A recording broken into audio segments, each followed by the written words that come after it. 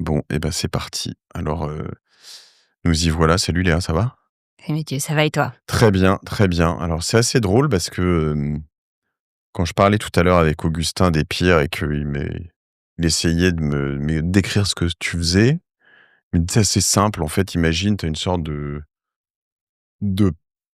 pain d'énergie ou de je sais pas, de bloc qui récupère la chaleur du soleil, qui en crée Des qui» fours à pizza, on appelle ouais, ça. d'accord, très bien. Four à pizza qui se chauffe avec la chaleur du soleil, qui stocke tout ça et puis quand, les entreprises environnantes, ont besoin d'énergie au moment où l'électricité notamment est chère, Mmh. sur le grid, je sais pas si on parle comme ça en français, eh bien, ça va lui lâcher l'énergie au moment où il en a besoin, et le stocker quand il en a pas besoin. C'est à peu près ça. D'accord. Nous, ce qu'on adresse chez Epir, c'est la chaleur industrielle, donc c'est les usines. La chaleur industrielle, juste pour donner un peu l'ordre de grandeur, hein, c'est, heu, à peu près 20 de la consommation énergétique, en Europe, et toutes les usines ont besoin d'une façon ou d'une autre de chaleur pour, transformer leurs choses, que ce soit pour, cuire, pour, sécher ou pour distiller les choses. Et notre système, ce qu'on vient faire, c'est donner une alternative aux énergies fossiles pour produire cette chaleur. Généralement, cette chaleur, elle est produite avec, des chaudières à gaz, un peu comme celles qu'on peut avoir à la maison, mais en version beaucoup plus grande. Et nous, ce qu'on vient faire, c'est électrifier cette chaleur industrielle dans une solution qui vient transformer, l'électricité en chaleur au moment où c'est haut partant, et donc notamment quand, les renouvelables produisent, qu'il y a beaucoup de soleil, qu'il y a un peu moins de demande sur les marchés et qu'en fait c'est assez concomitant avec le fait que les prix de l'énergie s'effondrent. Cette chaleur-là, on va venir la stocker dans des unités de stockage qui sont justement faites à partir de briques. Un peu les mêmes qu'on peut avoir dans des fours en fait, OK. et qui vont monter en température, qui vont maintenir cette chaleur de telle façon à ce qu'on puisse la délivrer sous forme de chaleur haute température à l'industriel quand il en a besoin. Attends, ce que tu dis, donc la manière dont tu les chauffes, ces briques, ça peut être aussi par déjà de l'électricité ou c'est toujours par d'autres En moyens? fait, on va avoir des résistances électriques, OK, comme celle d'un grille-pain, ouais. qui vont du coup chauffer de l'air qui va être poussé via, un ventilateur, et cet air va venir lécher, nos solutions de briques réfractaires qui va les faire monter en température. OK, et donc l'énergie utilisée pour les chauffer vient possiblement d'énergie renouvelable? Oui, Ou toujours? d'électricité, qui alors celle qu'on quand on regarde les modèles, on peut avoir 2 types de modèles, en fait. On peut être soit directement connecté à, la production renouvelable, à des panneaux photovoltaïques et autres, Qui sont juste à côté, par qui sont exemple? juste à côté, Ouais. par exemple. Soit, et ça va être plutôt les cas en France où c'est assez dense, où c'est assez difficile en termes de foncier, de trouver la place pour tout, être connecté au réseau électrique, mais tout en garantissant que, du coup, en allant sur les marchés électriques, et généralement, les prix de l'électricité sont peu chers, c'est les prix où on a beaucoup d'heures renouvelables parce qu'on a de plus en plus de mismatch entre l'offre et la demande sur le système OK, électrique. alors ça, il faut que tu Mmh. m'expliques. J'aurais pu penser bêtement que la nuit était moins chère parce que peut-être qu'on consommait moins, notamment dans ces usines et que Ouais, les gens dorment. ouais. Mais la nuit, si je comprends bien, c'est quand même pas là où les panneaux solaires, produisent. Donc, en Mmh. fait, j'ai tout faux quand je me dis ça. Non, tu as pas tout faussé. Historiquement, c'était complètement le cas. C'est Ça sympa l'est parce que j'ai encore, tout faux, mais, c'était non, et aujourd'hui. c'est encore un peu le cas, notamment, mais par contre la nuit, il y a quand même, toujours du vent, de l'éolien, il y a d'autres types de renouvelables qui peuvent aussi être OK. un peu en surplus. Et aujourd'hui, et depuis, c'est assez nouveau, hein, depuis 3-4 ans, on peut voir en France, en Californie, on le voit depuis longtemps, mais ça dépend de la pénétration renouvelable. Ce qu'on voit apparaître, c'est, vu la pénétration de l'énergie solaire, les moments qui sont plutôt ce qu'on appelle off-peak dans le système électrique, c'est-à-dire qui sont des moments où il y a un peu plus d'offres que de demandes, c'est notamment au moment où il y a de la production solaire, et en particulier de, printemps, été, et automne, et donc c'est des moments où typiquement les prix de l'électricité, quand on regarde aujourd'hui, hem, en plein été ou, au mois de juin, on va avoir des prix assez élevés à 8 heures du matin, des prix assez élevés à 7-8 heures du soir, et les prix vont commencer à s'effondrer, entre, 10-11 heures, et vont commencer à remonter vers 16 heures. Et alors si tu prends une loi d'offre et de demande, autant quand tu crées, de l'énergie avec alors même peut-être du nucléaire, mais au moins, du gaz et du pétrole, du Ouais, fioul, je sais pas, tu peux un peu ralentir ta production d'électricité, la ouais, réaugmenter. Quand tu fais de l'énergie avec du soleil ou de l'éolien, tu peux pas. ou tu peux peut-être, arrêter tes éoliennes, je sais pas, enfin, je sais C'est ce même qu'on pas fait si aujourd'hui, c'est ça a qu'on un les coût de les arrête. mais pourquoi? Mmh, Ça a un coût de les faire tourner? bah, c'est Ça c'est les une abîme peut-être? ça a pas un coût, c'est un coût, une perte d'opportunité, quoi. Ouais C'est un coût d'opportunité. et C'est-à-dire donc qu'on arrête une éolienne qui aurait pu produire à un coût nul parce que le capex est le même. beh, c'est ça. Donc du coup, aujourd'hui, c'est ce qu'on fait, hein. Aujourd'hui, si on a pris cette année, en France, on a curtailé au moins 15 de la production solaire. Cœur télé, ça veut dire que C'est juste tu l'as que perdu. tu là, bah, c'est Elle de est l'énergie du produite, soleil dont on n'a pas transformé en électricité. donc voilà, donc c'est là où je voulais en venir. C'est que sur ces moments, finalement, si tu es capable de stocker, Bah, tu pourrais enfin, tu l'as le prix potentiellement, il drop très tout proche de zéro en fait. Si il tu est es même négatif actuellement. C'est-à-dire ah, c'est ce que qu'aujourd'hui, le je me système demandais, électrique paye pour qu'on trouve des acteurs qui consomment à ces heures-là. et pourquoi? Parce que ça a un coût d'en avoir trop? Ça les il y a une forme d'encombrement du système ou pourquoi ils te paieraient? Est-ce qu'ils ont un intérêt, eux? Alors pour plein de mécanismes, un qui a quand même un peu d'inertie, Mmh. pas forcément que sur les centrales solaires. Alors les centrales solaires, il y a l'inertie déjà, IT de Mmh. pouvoir, leur dire: «Bah, maintenant tu arrêtes de produire d'une minute à l'autre». Et tu as l'inertie aussi des autres centrales qui tournent, du nucléaire. Le charbon allemand, par exemple, il est le char une centrale à charbon, ça ressemble à un barbecue. Un barbecue, on l'arrête pas tout de suite, celui à Mmh. charbon. Et donc en fait, si on commence à avoir de la volatilité, on peut pas lui dire: «Ah bah, maintenant tu arrêtes de produire». Mmh. Et donc typiquement, lui, va continuer à produire et il préfère te payer pour produire pendant 2 heures que de devoir, tout arrêter sa centrale. Et donc du coup, des systèmes étant interconnectés, bah, on a un problème. Et fondamentalement, le sujet qui est important sur l'électricité, c'est que l'électricité, ça ne se stocke pas jusqu'à présent. Enfin, en tout cas, c'est difficile à stocker. Et donc, il faut qu'à tout moment, l'offre égale à la demande.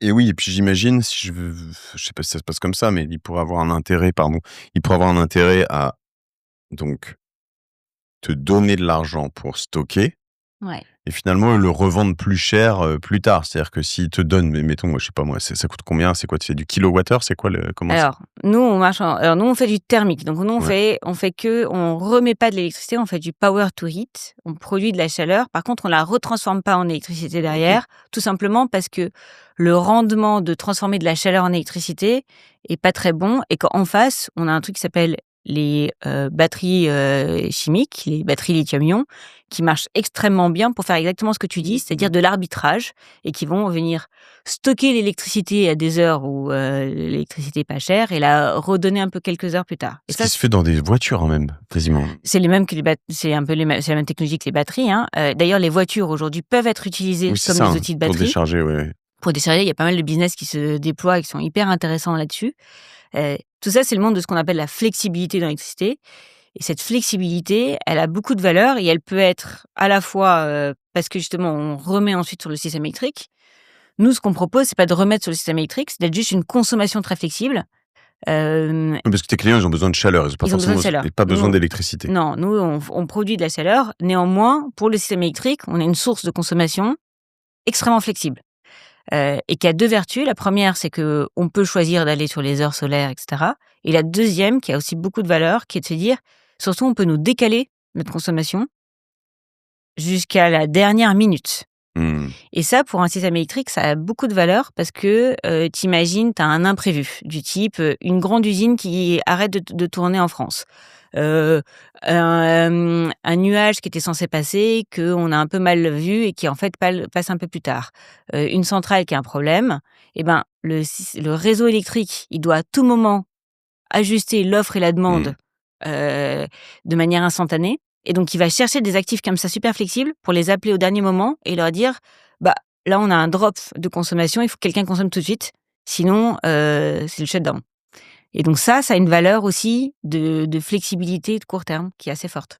Et alors toi, est-ce que tu aurais ça fonctionne et Pierre aujourd'hui? Enfin, je veux dire, tu as des batteries, comme ça ou, en fonction?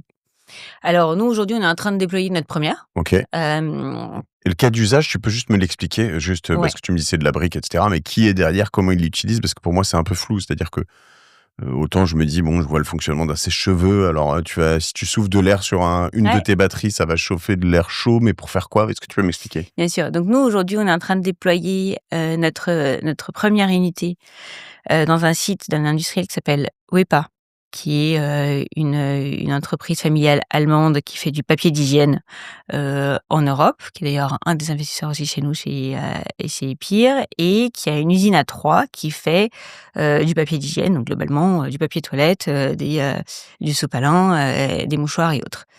La papeterie est très gourmande en chaleur parce qu'en fait, elle a besoin de sécher la pâte à papier dans des énormes rouleaux. Et pour sécher, elle va envoyer de la vapeur, H24. Si ça s'arrête, tout le procédé s'arrête et là, c'est la catastrophe. Et donc, a des gros besoins de vapeur. Aujourd'hui, c'est une chaudière à gaz qui fonctionne et nous, ce qu'on va faire, c'est on va pas remplacer la chaudière à gaz, on va se mettre à côté de la chaudière à gaz, et on va produire de la vapeur en complément de la chaudière à gaz. On va se mettre en redondance de telle façon à ce que, on produit quand c'est opportun et sinon c'est la chaudière à gaz qui prend le dessus. Donc pardon, pour produire de la vapeur, faut de l'eau à 100 degrés. Alors c'est un peu plus haut en température, mais oui, OK. il faut de l'eau un peu au-dessus de 100 degrés. Ça dépend de la pression que tu lui mets, mais effectivement, il faut de l'eau ce qu'on appelle la chaleur déjà moyenne température, donc Je sais pas plus que 100 si degrés. je sais pas si on peut aller jusque-là dans les explications, ça se trouve c'est trop Ouais, compliqué, donc tu m'arrêtes, mais donc, c'est un peu comme quand je balance sur un sauna, sur des ouais. pierres, je balance de l'eau et ça fait ça et ça me fait de la Alors, c'est même plus simple, c'est-à-dire que donc nous, notre système, tu demandais comment ça marchait avec le ouais, sèche-cheveux, tout ça. je m'arrête alors, j'écoute jusqu'au bout. Non, non, mais je vais revenir, au pchit du sauna. Mais donc globalement, donc il va y avoir, c'est un système qui est composé de, disons 4 pièces. La première, c'est la résistance électrique. Mmh. Donc on imagine de manière très simple, Grille-pain quoi. le grille-pain. Ouais. Il va chauffer au moment où il y a du soleil. Là, il y a un grand ventilateur et là, c'est ton sèche-cheveux qui fait, du coup passer de l'air. Cet air va faire monter en température mon matériau, de stockage et ce même air ensuite, va repasser par ce qu'on appelle une chaudière à tube de fumée. Une chaudière à tube de fumée, elle fait quoi? Globalement, c'est, des tubes de cet air chaud qui passe dans un énorme tube d'eau OK. et donc du coup, cet air chaud va chauffer l'eau.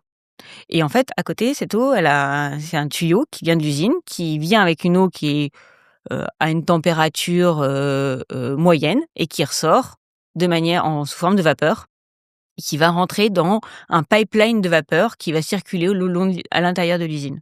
OK. Et donc, c'est même pas la vapeur, du sauna, c'est vraiment, l'air chaud qui est au contact, via un tuyau de l'eau quoi D'accord. et qui monte en température. Et donc là-dessus, je vais m'arrêter après sur les explications peut-être tech, j'en sais rien, même si c'est passionnant. Mais,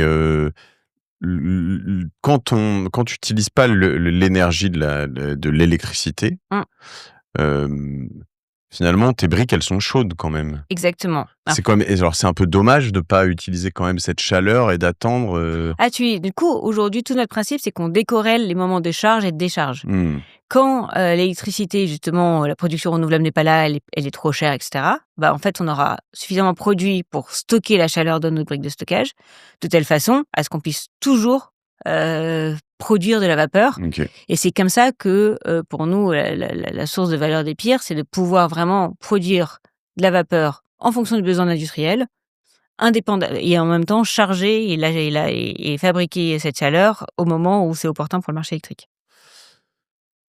Léa, tu me parles depuis tout à l'heure de tout ça. Moi, je suis très inquiet parce que avec OVNI, on investit dans des boîtes qui font de la deep tech. Mmh. Et toi, tu me parles de briques et de tuyaux. Ouais. Et je me dis, waouh, la deep tech, c'est pas ce que je pensais. J'ai loupé quelque chose, tu vois. Donc, je me dis, ils se sont plantés, en fait, mes amis. Mais tu m'expliques un peu ce qui est deep dans cette tech. Je pense qu'il y a plusieurs choses. Effectivement, nous aujourd'hui, et c'est un vrai point qu'on a dans l'ADN du projet, c'est que sur la partie technologique, c'est un projet d'ingénierie plus qu'un projet de R&D, dans le sens où ce qu'on veut, c'est de mettre en place des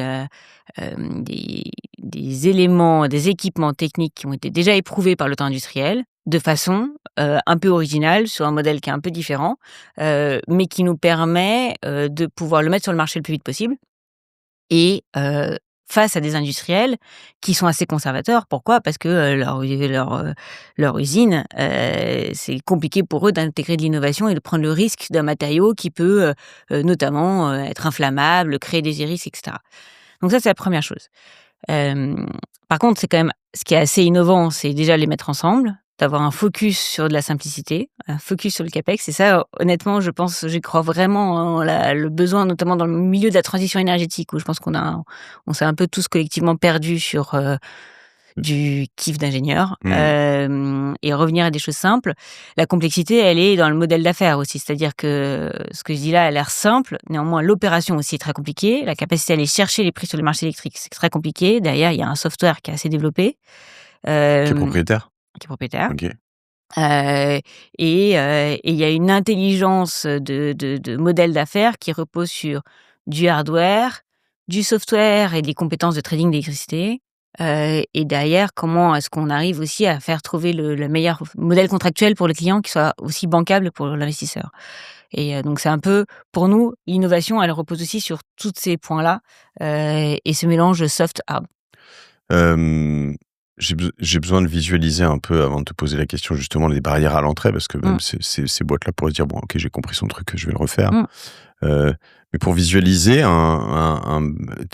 ton four à pizza, il fait quelle taille, dans une boîte comme, Wepa ou Donc là, notre premier modèle qui est un peu plus petit, donc un peu underscale, hein, donc là, il fait à peu près, en termes d'emprise au sol, 100 m². Disons que s'il fait 3-4 fois plus grand, il fera à peu près aussi 100 m². 100 m², si je prends la taille d'un container, ça fait combien? Je sais pas si tu sais d'ailleurs, parce que c'est un peu vache Ouais, comme question. les conteneurs de 40 pieds. En fait, là, du coup, tu as 2 conteneurs qui ont la taille d'un camion, qui sont OK. collés les uns aux autres, Oui. et tu as à peu près le double pour la partie résistance et la chaudière. OK. Si on le fait plus grand, qui sera les versions plus à l'échelle, en plus on peut les stacker au-dessus, on pourrait avoir à peu près le même type de surface, quoi. Donc 2 fois la taille d'un camion plus, 4 fois la taille d'un camion au 4 fois la total. taille d'un camion à peu près, OK. pour notre premier modèle. OK. Et donc l'idée, c'est que tu peux les empiler comme ça, Ouais. très clair, Et tu as un peu des gains d'échelle aussi, hein, et donc oui, en effet, après, il faut quand même les construire. C'est assemblé où? Ce sera fait où tout ça, Donc aujourd'hui, notre premier assemblage, donc il y a les équipements qui sont en cours de construction, dans les différents lieux en fonction des partenaires avec qui on travaille. Là, ça va être assemblé à Fos-sur-Mer et ensuite shippé, donc plus que shippé, ça va être plutôt envoyé par train, au site de Troyes de Wepa. et après vous envisagez peut-être une manière je sais pas, de les produire, de les transporter, de les déplacer, justement comme un container ou des choses comme ça, ou pas Tout du à tout? fait. OK. Et là, par exemple, tout le design, il est fait pour que voilà, les pièces soient très transportables, qu'on fasse ce minimum de travaux sur site pour pas encombrer le site industriel, parce que notre C'est but, c'est moins d'être un cher aussi, je produit. crois, ouais. C'est moins cher et c'est product based, quoi. Et peut-être Donc que tu peux le revendre en plus une fois, enfin, oui, OK. ça a d'ailleurs une certaine valeur de contrepartie, de se Mmh. dire qu'au pire, on revend. OK. Ça marche pas. Et tu disais le modèle d'affaires, une fois que Ouais. c'est quoi? C'est de la location? Tu Nous, on leur vend de la vends? chaleur. OK. Donc Alors ça tu veut leur dire loues de que la place? Parce qu'il faut quand même, pardon. on fait un contrat sur place, effectivement, parce qu'on est sur le site industriel. Donc on fait un contrat, un bail emphytéotique, OK. pour prendre une partie de leur parking. Et ensuite, nous, on s'occupe du coup de l'équipement, on s'occupe de l'opération, et de tous les coûts qui sont derrière, et on vend en euros par mégawattheure de chaleur à l'industriel. C'est ce qu'on appelle du heat as a service. OK. Heat as a Heu, service. OK. ouais, comme tous les trucs as a service qui existent dans ce monde. On va loin dans le as a Et service, dis donc, ça d'accord. mais ce qui veut dire que, et ça pour nous c'est hyper important dans le modèle d'affaires, c'est-à-dire que, un industriel, il peut, décider d'investir et d'opérer lui-même, cette utilité de chaleur. Par contre, les utilités, ça reste pas leur cœur business. Et Mmh. généralement, si je prends, un papetier, ou si je prends un acteur dans l'agro-industrie qui fait des yaourts, son métier, c'est de faire des yaourts, c'est pas de produire de la chaleur. Il va pas s'encombrer avec ça, ni en termes de CAPEX, ni en termes Oui, c'est ça. d'efforts managérial. CAPEX, hein, pour ceux qui mais voilà, c'est pas à lui de faire l'investissement. C'est l'avantage là-dessus, c'est que c'est toi qui le fais. Ouais. C'est que tu lui dis: «Moi, tu me laisses, je sais pas, en combien de temps tu penses que tu seras capable de Nous, on déployer fait des entre contrats, du coup, on déploie en en 1 an à peu près ouais, et ensuite, l'idée, c'est d'avoir des contrats, ce qu'on appelle des contrats d'off-take, des contrats d'achat d'énergie ouais, sur une durée assez, longue de, 15 ans à peu près, OK. mais qui se fait, en fait, beaucoup. C'est assez classique dans l'industrie, Mmh. d'avoir, des, grosses chaudières qui, sont sous ce format-là. Donc c'est pas une invention, Donc toi, tu vends qui de fait l'énergie, quoi. moi, je vends de Sauf que l'énergie. tu l'as produit toi-même, enfin, Ouais, tu l'as produit toi-même, tu l'as en tout sur cas, site. ouais, Ouais. sur site et il s'engage avec un minimum sur ces 15 ans de consommation, d'énergie, je veux dire, Ouais. oui? Donc soit, il y a plusieurs, modèles, ils s'engagent à surtout prendre l'énergie qu'on produit.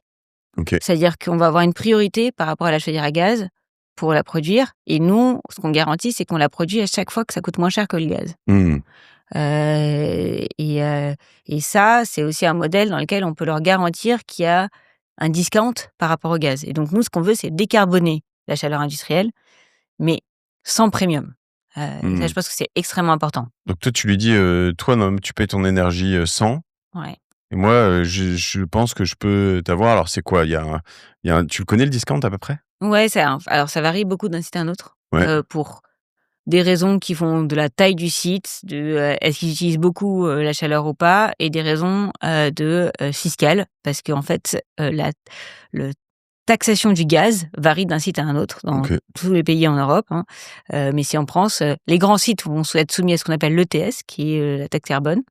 Ouais, Les petits sites ne le sont pas et ensuite la taxation du gaz, non seulement il y a une taxation qui est plus grande sur le gaz que sur l'électricité et plus petite sur le gaz sur l'électricité, mais en plus il y a plein de sites qui sont exempts, de taxes sur le gaz. je comprends. Donc il va y avoir la première chose, c'est le prix de la chaleur qui paye aujourd'hui un industriel, elle est très différente d'un site à un autre et d'ailleurs l'industriel, souvent, n'en a pas tout à fait conscience. Ou en tout OK. cas, n'est pas, celui qui il a pas top of mind le prix de la chaleur. Et donc, nous, à l'inverse, il y a quelques éléments sur lesquels on peut aller chercher un discount. Aujourd'hui, on voit qu'on a des sites sur lesquels en France, on peut avoir des discounts jusqu'à 30.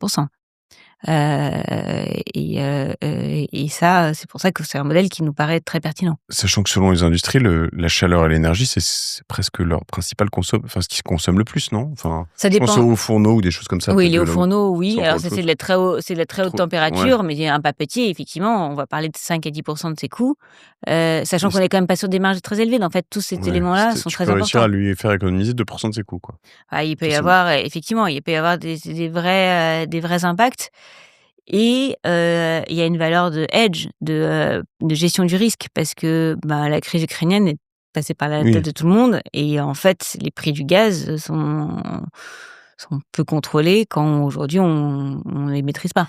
Et tu peux aller jusqu'à ou tu envisages d'aller jusqu'à dire, ben, derrière, on va pouvoir aussi installer des panneaux ou des choses comme ça pour, chauffer ou On pourrait, c'est pas votre priorité peut-être? mais c'est pas tout à fait la priorité parce qu'en fait, c'est assez gourmand en énergie, produire vu les quantités de chaleur demandées, c'est assez Mmh. gourmand et du coup, il faudrait mettre beaucoup de panneaux sur un site. Ça, c'est le premier point et le deuxième, C'est CAPEX aussi d'ailleurs, ouais. ouais, c'est forcément le CAPEX. Donc en termes de déploiement de CAPEX, nous, c'est pas la priorité donc il faudrait être avec un partenaire qui le fasse et je pense qu'il y a des pays sur lesquels vaut vachement la peine de le faire. Si je prends par exemple la Pologne, je sais que c'est un sujet qui peut être intéressant parce qu'il y a du foncier, parce que leur réseau électrique est très carboné, qu'ils ont une dépendance au gaz assez grande et donc là, il peut y avoir des opportunités. En France, il y a pas assez foncier. On a un système électrique qui a besoin, de nouvelles consommations, on a une énergie décarbonée, une électricité décarbonée. On a tout intérêt à faire, de l'approvisionnement sur le réseau. Donc ça dépend un peu des pays. OK et tu me disais donc il y a des taxes ou des choses comme ça, sur les énergies. Mmh. Vous, vous êtes considérés comme quoi? Parce que quand on va utiliser le réseau existant pour, chauffer tes briques, bon, bah, tu pas forcément décarboné. Enfin, est-ce que le fait d'utiliser une solution comme la tienne a une incidence fiscale ou, de taxes sur les énergies pour tes clients? Elle a une incidence assez forte dès lors parce qu'ils ne consomment pas de gaz et donc ils n'ont pas leur taxation sur le gaz, OK. dès lors qu'ils ont une taxe, sur le gaz assez forte. Et sur, l'électricité, un pays comme la France, l'électricité est très, très décarbonée. On baisse de 90 l'empreinte carbone sur la partie chaleur, Mmh. du site industriel. Et on a fait des analyses sur l'Allemagne ou sur l'Espagne. On serait aussi extrêmement décarbonant, par rapport à l'alternative gazière. Il y a d'autres défis techno, je veux dire, tout à l'heure, je te disais un peu les briques et Mmh. cetera. J'imagine que enfin, peut comme les batteries ou les choses comme ça, selon la composante de tes briques, Ouais. tu vas pouvoir faire plus chaud, plus longtemps, plus, voilà, il y a des percées là-dessus, Il y a des technologie? il y a des défis techno, d'améliorer l'efficacité. Cette amélioration d'efficacité, elle est, enfin, il peut y avoir des défis techno de plusieurs sortes. La première, c'est d'aller chercher des cas d'usage un peu différents, notamment ce qu'on appelle la haute température Mmh. et faire, tu parlais des hauts Oui. fourneaux ou les céramiques, les briques, enfin tout ça là, ils demandent pas de la vapeur, mais là de l'air chaud à des températures plus élevées, et donc c'est pas exactement le même type de matériaux qu'on peut utiliser et aussi il y a une qualité de la chaleur qui est plus fine à aller chercher parce que c'est beaucoup plus intime au process industriel lui-même. Mmh. Donc il y a un des grands défis dans l'industrie, c'est de garantir une qualité de service qui ne mettent jamais en péril, ni la production de ce que veut faire le site, ni ce qu'on appelle les QHSE, tous les risques qu'il peut y avoir au site. Donc ça, je pense que ça, c'est une, heu une vague d'innovation et pour nous assez importante dans une perspective future. Et ensuite, le modèle actuel, oui, il y a des défis d'améliorer l'efficacité, d'aller être plus réactif, et aller gagner des points de rendement et cetera. C'est ce qui nous intéressait aussi sur cette technologie, c'est qu'on pense que c'est une technologie qui est suffisamment mature pour pouvoir très vite être sur le marché et déjà avoir des use cases et en même temps, sur laquelle il y a quand même, de Des axes. l'amélioration Mmh. incrémentale à faire et de la défendabilité à aller chercher aussi, hein. Hem, Ça te coûte combien, une unité ou à déployer? Tu sais exactement? Oui, oui, on est, aujourd'hui, on va être autour de 1 million d'euros pour 1 mégawatt thermique, d'unité. Après, derrière, il y a beaucoup de choses qui peuvent être regardées, mais c'est ça à peu près le montant qu'on Donc ça, c'est qu'il toi faut qui le mettre. payes et donc Ouais, toi, l'objectif, c'est de réussir à récupérer beaucoup plus qu'1 million d'euros sur les 15 années qui viennent, c'est ça? ouais.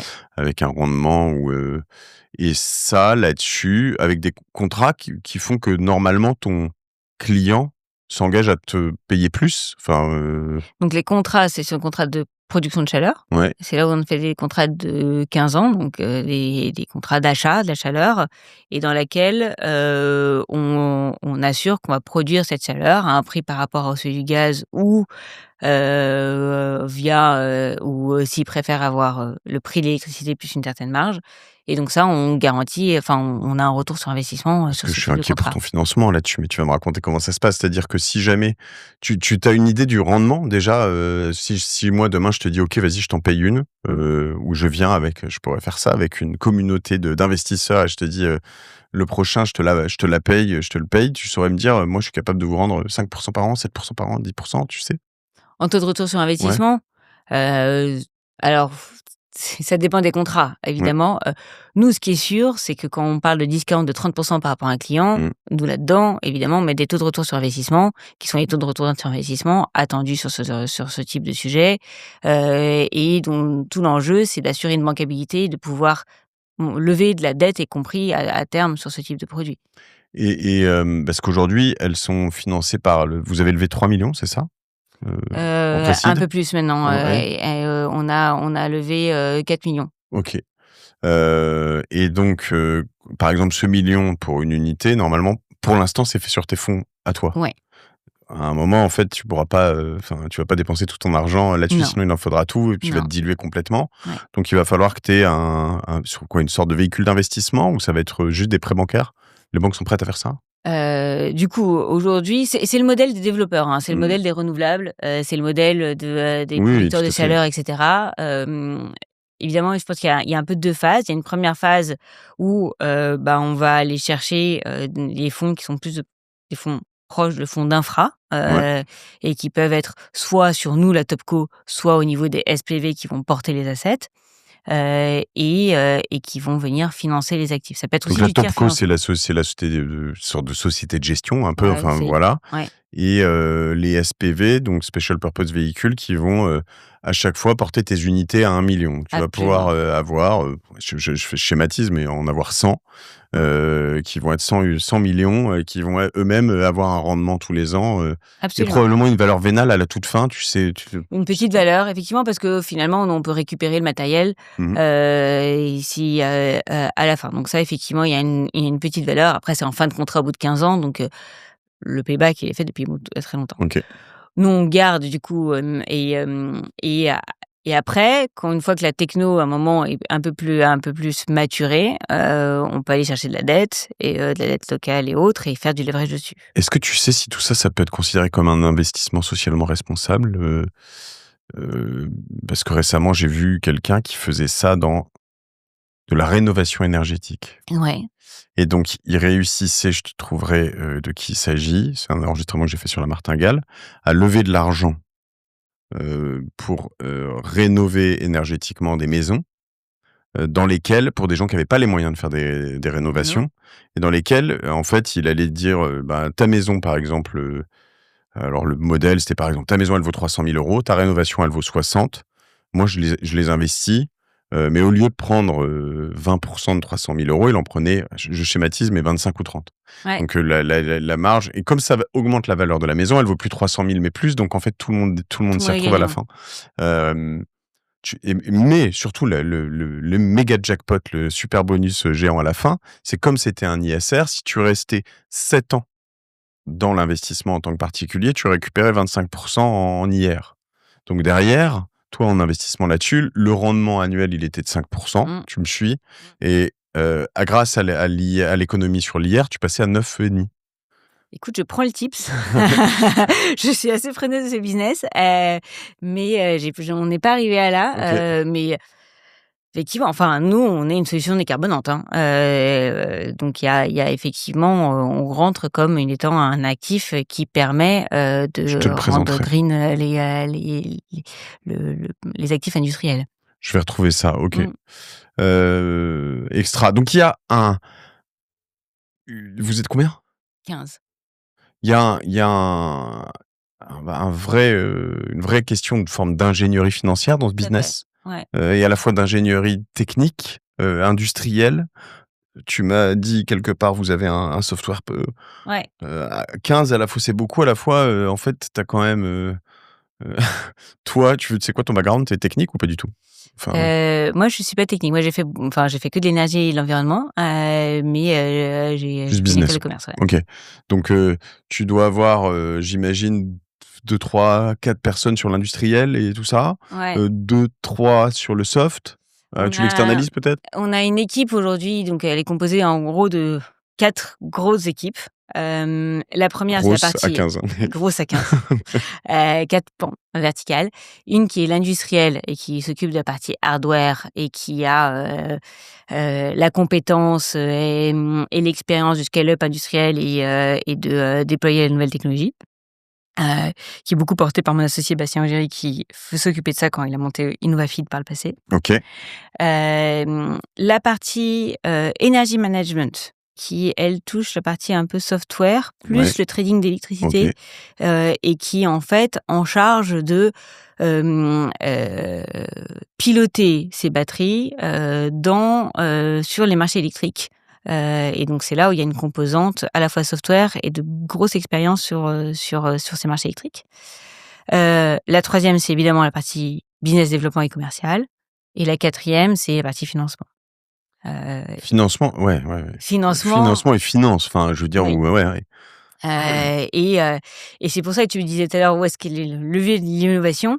L'innovation et le nœud de complexité, c'est le puzzle de tout ça, en fait, Mmh. et c'est de réussir à chacune des briques est assez simple, enfin, en tout cas, et pas et quelque Oui, c'est chose qui comme est mon histoire de viable. rénovation énergétique. Mais Exactement. d'ailleurs, si tu arrives à mettre la brique ISR et machin, ça te met encore une barrière à l'entrée en plus, parce que tu vas dire: «Bah oui, mais moi, j'ai réussi à faire tout ça en 3, 4, 5 ans». Et faire tout ça, plus derrière avoir des contrats d'off-take de 15 ans et bâtir sa marque là-dessus, c'est là où pour nous, il y a la défendabilité et il y a la valeur qu'on génère. Le scale, c'est vraiment, ça va être ton, en fait, tu le disais tout à l'heure, hein, mais Le cœur alors du c'est recteur, ouais. d'ailleurs quand j'entends tes 4 équipes, je me dis, y a pas beaucoup de place pour les stagiaires, en fait, dans un enfin, peut-être en bout de chaîne, mais je veux dire, faut quand même avoir à 15-16, avoir que des gens assez solides. C'était notre choix, ouais. On est parti avec, surtout des gens déjà qu'on connaît, Ouais. des gens, dont, enfin, on a une chance inouïe d'avoir bâti cette équipe, qui, ont une énorme expérience et qui connaissent très bien le sujet. Mais donc ça te fait, enfin, je veux dire, pardon, je dis ça et puis tu m'arrêtes ou quoi, je ne connais pas tes chiffres, donc j'ai le Mmh. droit et puis je Ouais. suppute comme ça, mais ça te fait quoi? Tu dépenses déjà juste en équipe bien 1,5 million par an, quelque chose comme ça? Parce que tu as des gens, capés, donc probablement plus, peut-être proche de 2 millions. C'est-à-dire quand tu as levé 3, et que tu as pas de revenus au début, ça va assez vite, non? Ouais, après on a aussi du non dilutif, hein. On a reçu pas mal enfin, on a reçu pas mal de subventions. OK. Hem Ça vient et d'où? aujourd'hui, on en a reçu de la BPI. OK, On a été notamment, lauréat de iLab qui est, un bravo, concours ouais. d'innovation. Hem et puis on a de la chance d'être dans un pays et dans un continent qui, heu, cherche pas mal à promouvoir, financer, aider, des initiatives de décarbonation dans l'industrie. Donc ça, c'est Alors que un tout ça, c'est bullshit pourtant, on le sait. Le monde ne se carbone pas, il y a de la décarbonation. Non, pardon, non, je non, prends mais le parti de Donald Trump qui est en train de c'est se répandre un peu là, mais c'est sûr un peu, c'est le côté un peu vent contraire, hein, bon, il y a quand même encore des viviers là-dessus. Donc si par exemple aujourd'hui, si je compte le non dilutif, on a levé 5 millions. OK, OK.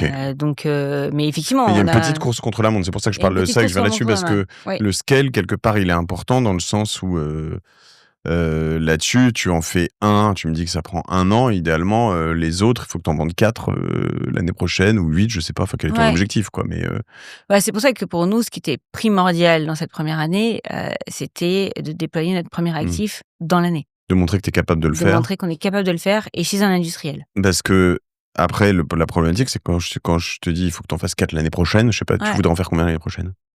plutôt 2-3. Bon, 2-3 l'année prochaine. Il y a une autre problématique, c'est la finance. C'est que pour en faire 2-3, bah, tu pas forcément les 2-3 millions, j'imagine, pour le faire, donc faut que tu ailles les trouver. Enfin, c'est là où tout ça est un cercle Ouais. et tu crois que tu peux monter jusqu'à combien ou tu as pour ambition de monter jusqu'à combien à déployer par an? De Je pense que nous, notre ambition, c'est de pouvoir en déployer, le maximum. Enfin, le marché est relativement infini, hein. Le nombre d'usines, rien qu'en France, on a mappé, 300 sites sur lesquels on a un potentiel majeur. OK. Heu et ça, c'est qu'en Tu prends France. l'Allemagne, tu en as 1000. Enfin, Ouais, j'ai un truc comme ça, les Allemands, ils sont assez donc plus gros dans ce genre de truc, j'imagine. donc alors, une fois qu'on a ça, bah, ça reste c'est vendre à des industriels et à des usines, c'est pas simple, C'est c'est pas des temps longs, rapide, oui. c'est pas voilà, donc il faut avoir une certaine patience et C'est puis pas Jean-Michel, tu arrives dans la tu tapes à la porte: «Salut, j'ai un truc à oui, une photocopieuse». j'ai une Non. idée. Non, non, mais du coup, ça évidemment, il faut y aller avec humilité et patience, mais et donc on a un marché qui est assez infini et ensuite effectivement, il y a la ramp up, qu'on peut avoir en termes de financement. Sachant qu'il y a aussi d'autres solutions qui est de passer par d'autres types de tiers financement, c'est-à-dire, ne pas être, uniquement sur le nôtre, mais d'avoir des partenariats pour faire de tiers financement. Il y a des acteurs aujourd'hui qui font que du financement sur de la chaleur industrielle. Donc on peut être en partenariat avec eux et déployer, leur portefeuille. Donc il y a aussi d'autres alternatives, mais aujourd'hui et c'est sûr que, on est sur un mouvement, mais un peu comme les acteurs de l'EV charging, hein. Un Electra a été sur le même type de Mmh. problématique, il y a un certain ou les acteurs des batteries, un NW par exemple aussi, qui sont des acteurs en fait sont venus du monde de la start-up avec un modèle de déploiement de capex assez intensif, et qui sont en fait cette espèce de grand écart entre le monde du financement de start-up et le monde du financement d'infrastructures. Très clair. Ça peut aller vite. Pardon, les Allemands, je pensais aux Allemands parce que c'est un gros pays, notamment Ouais, industriel, avec des ouais. industries peut-être on les voit, plus grosses, tu des concurrents? Peut-être, soit directs, soit indirects? Il y a des gens qui proposent d'autres choses ou? Il y a des gens qui proposent, des technologies comme la nôtre. C'est un monde dans lequel il y a un certain nombre de startups qui se déploient, qui ont d'ailleurs pas mal levé de fonds ces derniers temps. Donc je pense que c'est une bonne chose parce que ça montre qu'il y a un certain dynamisme, parce qu'on serait tout seul sur le marché, ça serait Mmh. un peu, Mais ça va tirer un peu les prix bizarre. vers le bas s'il y en a trop, quoi. Faut faire attention. Ouais, mais aujourd'hui, le marché est grand. Encore une fois, on parle de 20 de la consommation énergétique mondiale, et à 80 encore détenu par des énergies fossiles. Donc, Ouais, il y a OK. de l'espace pour tout le monde. Hem, Après, c'est surtout des profils d'équipementiers, donc dans lequel on pourrait pas un peu moins d'opérateurs. Donc, même s'il y en a qui vont vers ce modèle aussi. Équipementier versus opérateur, donc un équipementier, je dis une connerie, mais c'est genre un Siemens versus un EDF, quoi, ou enfin, c'est peut-être pas non, Ouais, c'est un Siemens le te Siemens ou Versys, dans le groupe EDF, ça va être un Dalca qui opère, les chaudières, pour être OK, plus OK. spécifique, mais OK, compris. effectivement. Je savais pas que Dalkia était, Et tes groupes EDF, ouais. OK. Quelles sont tes difficultés pour l'instant? T'as des problèmes des grosses difficultés? Non, me dis pas que t'en as pas, mais juste 0, juste non. tout va super bien. Non, je pense que la principale difficulté que l'on a, mais depuis le début, et qui je pense est assez classique dans un monde de hardware, d'innovation hardware, c'est le fait de pousser en même temps et le développement du produit et la partie commerciale. Et être sûr que, en fait, comme les clients industriels, c'est un temps long, que c'est une question partenariale, que, ça va qu'il faut convaincre et cetera. Bah, en fait, dès le départ, il faut se mettre en ordre de bataille pour, comprendre son besoin et être déjà dans une démarche commerciale et en même temps, il faut aussi prendre le temps de développer son produit et les 2 se parlent beaucoup. Réussir à faire en sorte que les 2 avancent en même temps que comme tu dis, quand est-ce que et puis ensuite il y a la 3e banque, il y a la partie financement aussi, mais Mmh. comment est-ce qu'on arrive à faire en sorte que tout ce puzzle se construise bien sans qu'il y en ait un qui soit trop en avance par rapport à l'autre? Je pense que c'est là où en fait, c'est tout l'enjeu du scaling. C'est hyper intéressant et les prochaines étapes, donc là, c'est un POC que tu fais finalement avec Wepa? C'est une forme de Oh, en c'est, grandeur nature? ouais, c'est un disons que c'est un pilote déjà en conditions réelles et industrielles. Hem, Aujourd'hui, dans un monde de start-up un peu industriel, le 3, 4, 5 millions d'euros, c'est du seed, c'est du love money quasiment, quoi, c'est ça? Ouais. Tes pré-série A, c'est l'objectif, c'est des start-up qui vont nécessiter série A, B, C Ouais ou ouais? et oui, oui, on va avoir une série A qui va être faite dans pas très longtemps. OK. Ça commence là, vous cherchez un peu? Non, pas encore, OK. pas encore. Il faut que vous ayez, le 1er site live? Oui, on a, aujourd'hui, on a de quoi voir venir de telle façon à ce qu'on puisse avoir notre, on est vraiment focus sur l'exécution, sur, le site de Voepa et Les 2, 3 premières les deux commandes trois derrière. premières commandes qui sont derrière. Il y en a qui viennent derrière déjà? Ouais. OK. Combien de temps le cycle de commercialisation? Tu as une vague idée? Bah, je pense que, alors Wepa, c'est un peu différent parce qu'en plus c'est un premier Oui. site et puis, ils sont, mais ça peut aller assez vite, hein. Ça peut être 3 mois comme ça peut être un an, hein, OK. donc Non, mais en moyenne, c'est il faudra essayer de trouver, mais tu as pas le recul encore, ouais. j'ai pas encore assez de recul et en même temps, j'ai pas non plus cherché à aller très vite parce qu'encore une fois, je pourrais pas le déployer demain. Donc, Après si tu mais ouais, Après si tu as un que ce soit un Wepalike, tu me dis, ils sont allemands, vous le faites en France, tu pourras avoir certains clients qui t'en prennent un pour tester, puis derrière ils t'en prennent 10 aussi, ah c'est tout à possible. fait et Ouais. ça, c'est même complètement, dans un acteur comme Wepa, on a déjà très clairement le fait que, si ce pilote fonctionne et ben, dans un an, on réfléchit à faire, le full scale sur le site et Mmh. ensuite, ils ont 14 sites qui sont tous pareils et qui ont Ouais, tous un potentiel. super intéressant. Donc ça pour nous c'est pour ça le client industriel, c'est vrai qu'il est pas facile à convaincre, il est pas facile à convertir. Néanmoins, déjà, on a un contrat de 15 ans derrière et en plus, derrière, il y a quand même pas mal de potentiel et une fois qu'il a confiance, c'est un partenariat. Hem, je pense à mon épisode avec Sébastien Bazin, je sais pas si tu vois? Le patron d'Accor, Ouais. qui a une stratégie sur ses hôtels, qu'il appelle asset light versus, asset heavy. Mmh. Hem Aujourd'hui, vous êtes quoi? Condamné à être forcément asset light, c'est-à-dire vous serez jamais propriétaire des quelle est l'approche? Les propriétaires des unités? Si Si tu veux? on va être plutôt asset heavy, D'accord. parce que dès qu'on est en hit as a service, c'est-à-dire que alors c'est nous ou la SPV, Oui, le SPV. la Special Purpose, Véhicule qui va porter Et le SP c'est pour l'actif. ça que je pensais le SPV, mais le SPV c'est pas vous allez être dedans à chaque fois quand même? Je pense que c'est le modèle des renouvelables, par exemple, les acteurs des renouvelables, il y a eu toutes les versions qui ont été faites, hein. À la fois des acteurs qui sont juste opérateurs et d'autres qui ont fait l'intégralité des financements, avec du financement qui était sur la Topco justement, qui est ensuite allé vers la SPV. Et puis ensuite tout le dégradé de possibilités entre les deux. Aujourd'hui, il faut pour opérer sérieusement et avoir quand même un peu de skin in the game, ça vaut la peine d'avoir un peu une partie de ton actif. Je suis d'accord, j'avais étudié, moi, il y a une dizaine d'années, un gros projet photovoltaïque chez moi en Corse lui voulait être totalement asset heavy, notre partenaire. Moi, je lui disais: «Non, mais attends, moi, je veux ma place dans le truc». Parce qu'à un moment, à l'inverse, quand tu le vois, tu dis: «S'il veut être totalement asset heavy, c'est qu'il doit prendre beaucoup d'argent, donc Ouais. laisse-moi 15-20 Ouais, et puis c'est on va ça. parler, quoi». Parce que surtout sur nos terres, tu vois, tu Oui. te dis: «Bon», il me disait: «Je vous fais juste la location des terres et puis un peu plus cher». Tu Non, non, non, non, non, il y a un truc qui va pas dans ton truc. Fais-moi croquer un peu sur le résultat quand même. C'est intéressant. OK, tes grands défis à venir. Toi, tu es CEO, On est co-CEO avec Bastien. co-CEO. Tes gros défis, donc c'est l'argent et le people ou et Alors, l'indus, ouais, alors le people, on a de la chance, c'est que on a une super équipe, ouais. et ça passe c'est, aujourd'hui, qui qui marche très bien et donc ça, je pense, c'est moins un défi. Heu, Nos plus gros défis, ça va c'est toujours pareil, c'est un peu de réussir à monter toutes ces briques ensemble, sans qu'il y en ait une qui, soit trop à la ramasse par rapport aux autres et donc être sûr qu'on laisse le temps à l'industrie de maturer et d'avoir la technologie la plus propre, d'avoir, au Mmh. commercial de vendre mais pas trop vite, pas trop pas vite, et au financement, d'aller derrière. Il te faut des pas trop bons commerciaux, en fait, c'est ça? Et Emmanuel, qui est en charge, du business développement me détesterait.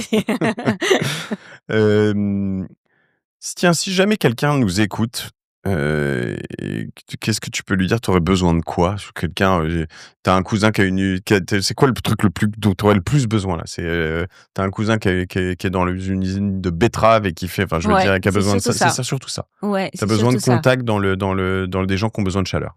Des gens qui ont des sites Alors figure-toi que j'ai industriels. besoin de chaleur, Léa, mais Ouais, non, non, ça mais fonctionne pas pour la et chaleur, et Léa. en fait, il y a quand même un nombre d'entreprises incroyables, qui sont des PME industrielles, qui ont des sites industriels, un peu partout, qui sont, mine de rien, le reflet de je trouve que c'est toujours assez beau comme histoire, Mmh. et avec qui il y a plein de choses à faire. Super intéressant. Hem, si tu avais un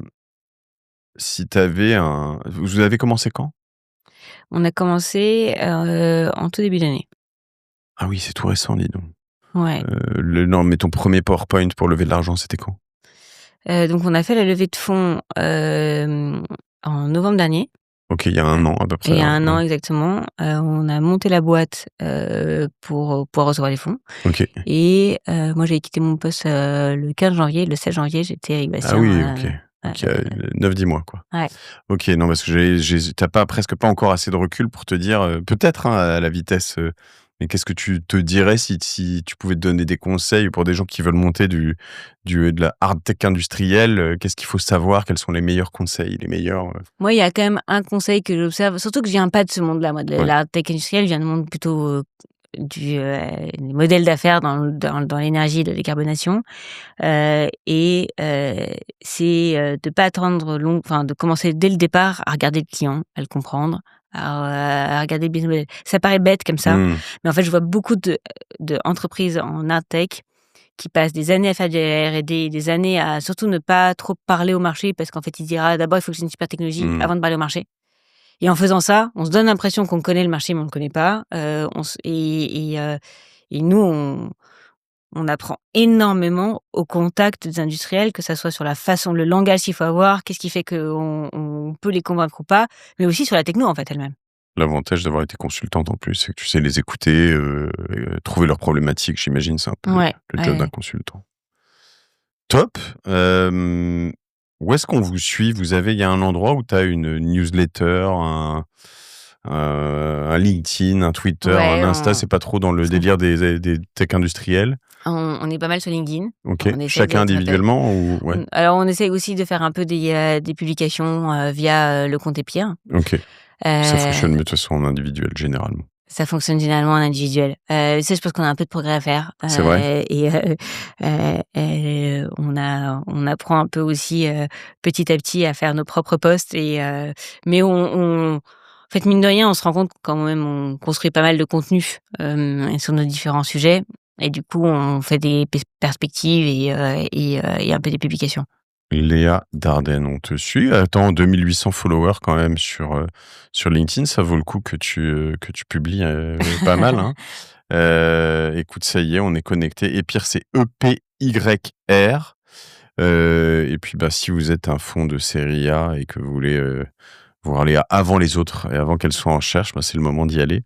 Je suis ravi qu'on investisse dans des boîtes comme ça. Et je trouve ça assez intéressant de voir en ce moment tu vois, dans plein d'univers. Je l'ai vu même dans l'IA où tu vois plein de boîtes qui en fait sont pas nécessairement propriétaires de la techno derrière, mais qui Ouais. apportent justement cette imbrication, tu le dis, de plusieurs métiers qui font qu'à la fin, en fait, tu arrives à répondre à une demande. Je trouve ça hyper intéressant. C'est quasiment de l'innovation du modèle d'affaires, quoi. Et ça, je pense que moi, je viens du coup, du monde de l'énergie et je pense que vraiment Parle dans ton micro, pardon. dans l'énergie, pardon, dans la transition énergétique, on a une phase où on s'est perdu sur des choses hyper kiffantes d'un point de vue industriel, Ingénierie, ouais. et ingénierie, mais complètement infaisables. Notamment, on a une grande vague de transformer l'hydrogène ensuite dans certaines molécules qui pouvaient reproduire les molécules fossiles, Mmh. ce qu'on appelle il y a des SAF qui marchent très bien, mais en tout cas, il y a des cas d'application sur lesquels c'est très compliqué. Ça nous a demandé des énormes investissements. Ça reposait sur plein d'hypothèses comme quoi, on allait mettre des premiums, que ce soit de l'argent public ou, que le monde allait se greenifier de manière très forte. Et je pense qu'aujourd'hui, on voit un peu un backlash. Et en fait, on était passé à côté de choses qui sont plus simples, moins waouh effect de se dire, effectivement, bah, chauffer des cailloux, c'est moins sexy, que de raconter des histoires très sophistiquées. Et en même temps, revenir à cette simplicité, à la robustesse et en même temps à la complexité de 100 modèle d'accord. d'affaires, c'est ça qui nous permettre, d'une part, de sortir des business d'affaires pérennes, court terme, c'est-à-dire Mmh. 2030, nos objectifs, c'est demain. Donc on ne peut Ouais. pas attendre d'avoir 25 ans de R&D pour pouvoir trouver des solutions. Et puis redonner confiance sur le fait que la transition énergétique, ça aussi c'est bien pour l'économie, c'est bien pour la souveraineté énergétique, c'est bien pour autre chose que juste la valeur unique de décarboner. Ça me fait penser, Léa, à cette île, je pense que c'est en Atlantique, une toute petite île qui doit être espagnole, si je ne m'abuse. Je sais pas si tu as déjà vu, qui, doit pomper grâce à de l'éolien et probablement du photovoltaïque, mais surtout de l'éolien, dans un cratère, volcanique de l'eau, de la mer, Ouais. heu Et des et salles. la et alors ils la dessalent, mais surtout ils peuvent la vider, dans une comment tu appelles ça? Une centrale hydraulique quand il y a pas de vent et pas de soleil. Ah oui, donc il faut du Et en fait, ils stockage. sont autonomes en énergie. Et tu dis, et puis, enfin, c'est fou, mais en fait, c'est débile en soi. Et tu dis, bah oui, mais simple, basique, efficace. Donc c'est vrai que c'est assez cool. Est-ce que, toute dernière question, le débat américain, quelque part, une petite musique où tu te dis, ah tiens, il y a quand même des gens en ce moment dans le monde qui essaient de dire que la décarbonation et tout ça, ça sert à rien et qu'il n'y a pas tout ça. Est-ce que ça t'inquiète ou tu dis, c'est Non, quoi? parce que je pense que, il y a toujours des mouvements de pendule, Ouais. et qu'il y a des hauts et des bas et que si on commence à paniquer, au moindre retour de bâton, on perd un peu le sens de l'histoire. Est-ce que ça m'inquiète? Oui, je trouve ça dommage. Je trouve que le débat contre la science est un peu préoccupant. Je pense aussi que la décarbonation, par contre, c'est quand même un point important, et je pense que c'est important pour nos enfants, c'est important pour l'humanité et ça n'a pas que des vertus, encore une fois, carbone. Heu, Essayer de, éviter les 15 à 20 milliards d'euros d'importation qu'on a d'énergie fossile en France, les enjeux géopolitiques qui sont Mmh. derrière, et s'autonomiser en énergie, c'est quand même une bonne chose pour notre industrie. Tout ça, tu l'as vu un peu, hein. C'est vrai que j'ai loupé ça, mais ce passage entre le BCG et Pierre, dans alors c'est pas le cabinet du Premier ministre, mais à Matignon, Ouais, indirectement sur ce qu'on appelle le SGPE, c'est ça? ouais. C'est quoi SGPE, l'acronyme Le de? secrétariat général à la planification écologique. OK. Donc tu vois quand même un peu le côté long-termiste et bah, c'est Ouais. c'est pas que des girouettes, ça peut ça Bah, le SGPE, c'est donc une équipe, qui est au niveau de Matignon, qui est en charge de la coordination de politique publique environnementale OK. et qui a été créé pour justement faire ce qu'on appelle de la planification écologique, c'est-à-dire essayer de donner un peu de cohérence aux différentes politiques publiques environnementales, une vision un peu plus de long terme et en même temps, aider, notamment les cabinets du Premier ministre à instruire des dossiers, qui touchent à l'environnement parce que généralement, Bercy va avoir une opinion, le ministère de Mmh. l'Agriculture en a une autre, le ministère de l'Écologie en a une autre, et tout Industrie, ça monte au niveau des conseils du Matignon et bah, il faut quand même un peu instruire ces dossiers. Donc c'est à la fois une vision un peu de long terme et une vision un peu de court terme. Effectivement, cette vision de long terme, il faut la garder. Alors même que, enfin, moi j'ai vu 4 premiers ministres, hein, donc en 1 an, donc les aléas politiques arrivent assez fortement ces derniers temps. Mais oui, oui, je pense que c'est garder ce cap, même si parfois ça vrille, c'est important.